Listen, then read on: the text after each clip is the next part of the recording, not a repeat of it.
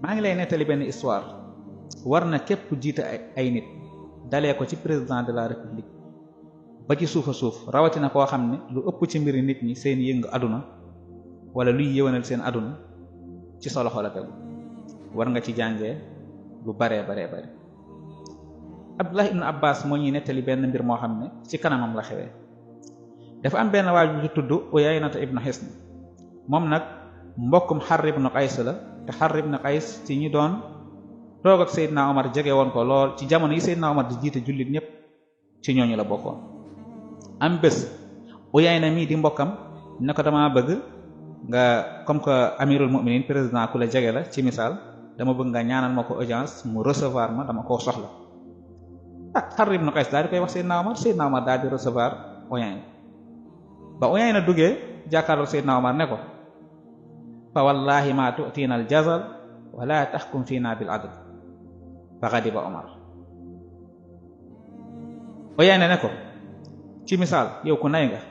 dooy joxe lu dul ab dog joxoo ñu dara te it nag maandu woo ko jubadi nga da ngay jeng ci say at.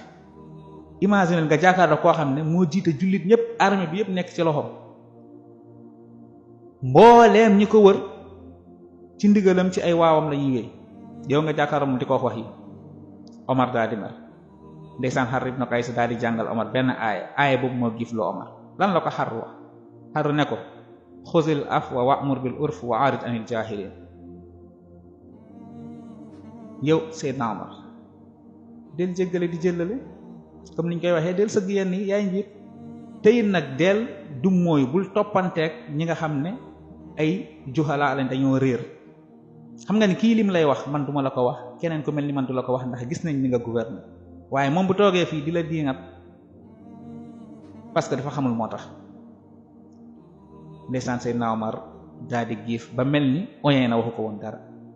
lii nag laaxar ba bu ko Seydina Omar defee lan moo tax ma ne laaxar ba mooy def koo royee ci yenent bi benn arab yi benn waaju dëkkee ca kaw ja mës na ñëw fekk yenent bi ci digg saxaaba yi ci mbooloo mi ba mu ñëwee mu poñe yenent bi poñee ko ginnaaw xëcc ci baatu yëre yenent bi ne ko yow Muhammad jox ma ci alal ji ndax du sa alalu baay. ndeysaan yenent bi gestu ko ree ne saxaaba yi sedd leen ko maanaam na ut leen loo leen ko jox. gaa yi sëfal ko ñaari sëfu gileem duy ci ñam ba mu fees jox ko waaji dem. imagine nga fekk koo xam ne mu ngi ci digg mbooloo moo xam ne moom jëmmam ji moo leen gënal seen jëmm yi bakkanam moo leen gënal seen bakkan gënal leen seen bakkanu ndey gënal leen seen bakkanu baay gënal leen seeni bakkanu sax ay doom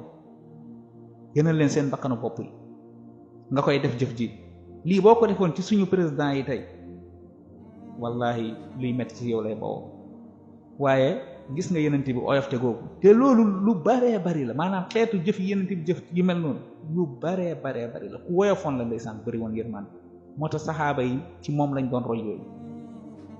moo tax ma ne laaxar ba bu Seydina Omar defee li nu mel. Omar it àggoon na ci maandu ñooñu mu faloon ci dëkkaan yi lu ci mel ni ay Égypte ay Saam ak yeneen dëkk yi daf leen tere woon maanaam ñiy yëkkati seeni bâtiment comme tey bu doon suñu jamono daf leen tere ñiy tabax ay immeuble ci kaw population bi leen tiim. ku ñuy wax Xaarijata ibnu Xusaafa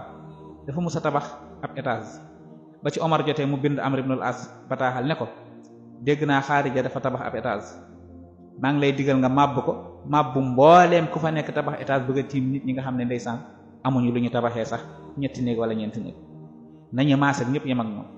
te jamono jooju ñoom képp ku Omar doon liggéeyal lettre boobu mbir moom dalaa concerné donte ni jamono jooju alal ji seen loxo la nekkoon waaye lii la Omar wax Amr ibnul As. moo tax jamono jooju képp ku bokk ci ommaal yi nga xam ne xalifatu rasulillah amirul mu'minin moo la fa teg sa kër ak kër ñépp ay yem.